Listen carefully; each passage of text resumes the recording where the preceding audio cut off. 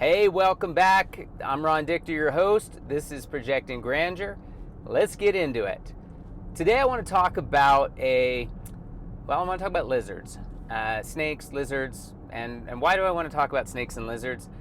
Well, I don't know if this is true or not, but growing up in Alaska, I was really into having pet lizards and snakes, and it was just a thing. I don't know why. I don't even know why my parents tolerated it, but I had a myriad of lizards and then snakes at some point in my early part of life.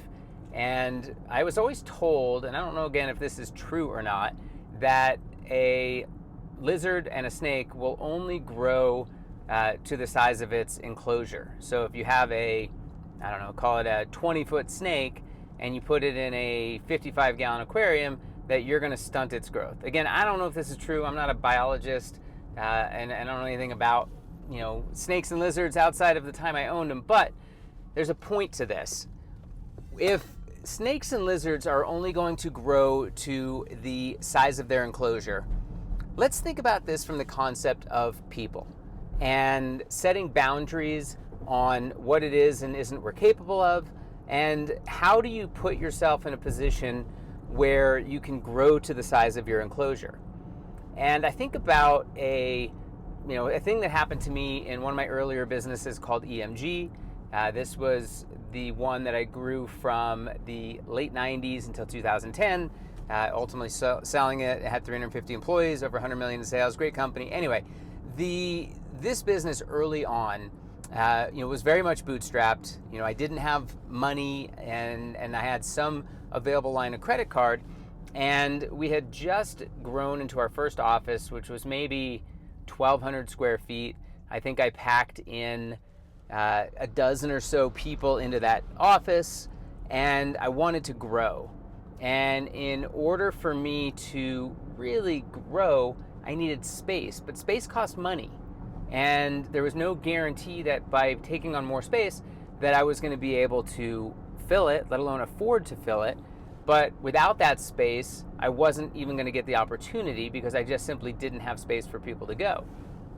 And so I had made the decision to triple down and sign a long-term lease into an office that was just over 3,500 square feet. It was it was more than triple the expense because it was in a nicer building. And for me to be able to, make that journey was a risk. And so I knew I had potential to grow bigger, but I didn't necessarily have the confidence or the resources that it was, definitely going to happen. So I took a risk and basically bought myself a bigger enclosure, allowing me to think like a lizard that's capable of growing into something much bigger, but was stunted by its enclosure that, its owner had confined it into. And so kind of the analogy here is I forced myself into a bigger enclosure, knowing that I had potential to become bigger, and I just forced myself into this bigger enclosure so that I had that have to, and created the risk of that I had to grow into the size of my enclosure. And I forced myself to do that. And so as you think about your own journey, whether you're just starting out, whether you're a seasoned business and looking to take it to the next level, like at some point, you have to make your enclosure bigger for you to be able to grow. And I don't mean this, in this particular example, I was talking about physical office space, but in some situations, you might just be talking about, investing in new staff, investing in new product, investing in, new lines, and all of those things are risks. And those risks are doing nothing more than making your enclosure larger, putting more risk into yourself and into the business, and you're doing it because you see the potential that you should be able to grow bigger, but you're hampered by your surroundings.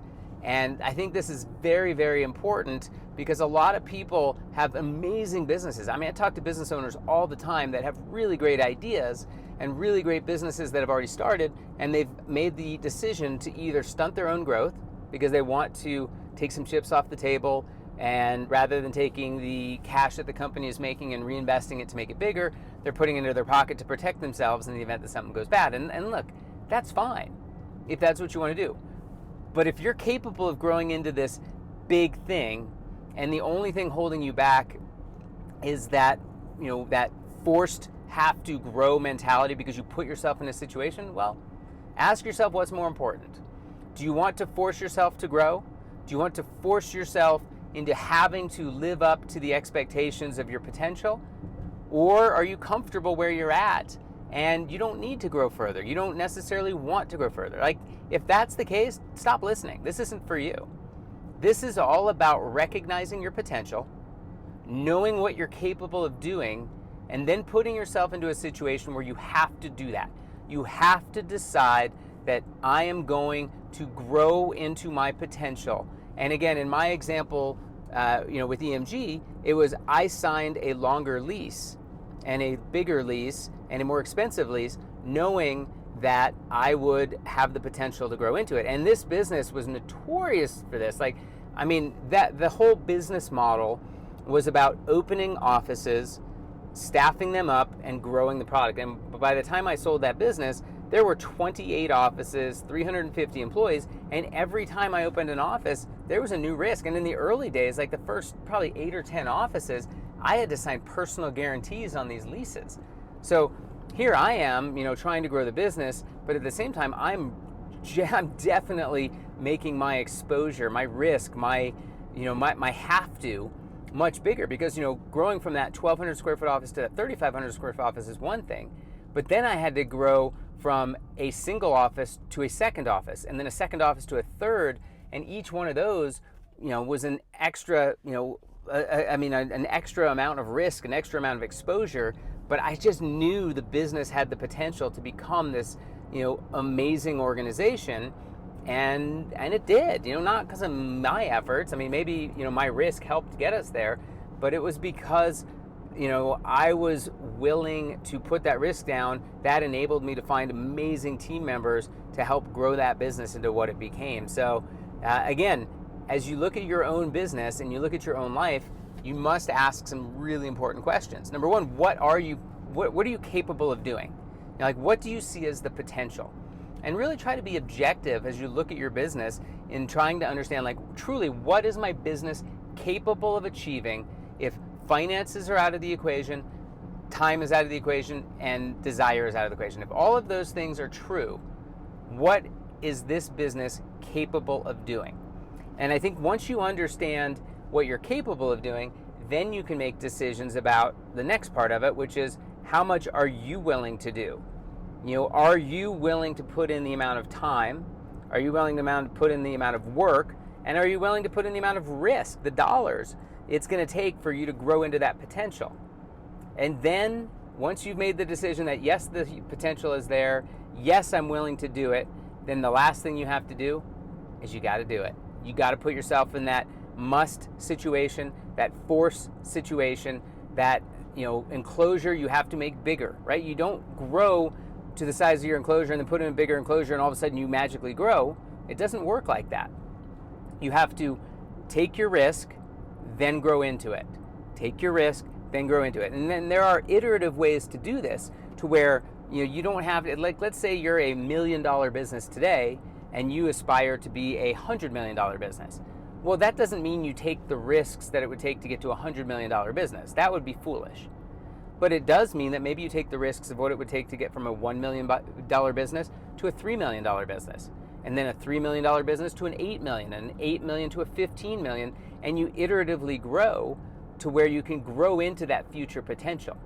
You don't have to take the end result risk today, but you have to be willing to take the necessary steps of risk today to get to that end result. And whether your time horizon is a year, 10 years, 100 years, that all is going to drive how fast you're going to have to grow into this, risk that you're taking. So my advice to you today is understand what the potential is. Be objective. Don't be rose-colored glasses. Be totally objective. What is my business capable of doing today? Second, do I have the willingness? Do I have the desire? Do I have the risk tolerance to actually have that come to fruition? And if all of those things make sense, then the next thing is go for it. Take that first step risk. If you're willing to do it, Get ready to grind. It's not going to be easy, but you got to take that step if you're going to get to that next level. So, hope you found this helpful. Thanks for tuning in. Please don't forget to like and comment, and most importantly, share. I feel like we're spreading a great message out here. Really appreciate all the feedback I've gotten so far. Some of our topics have been driven by feedback, and so if you haven't shared it, please do. Have a great day. See ya.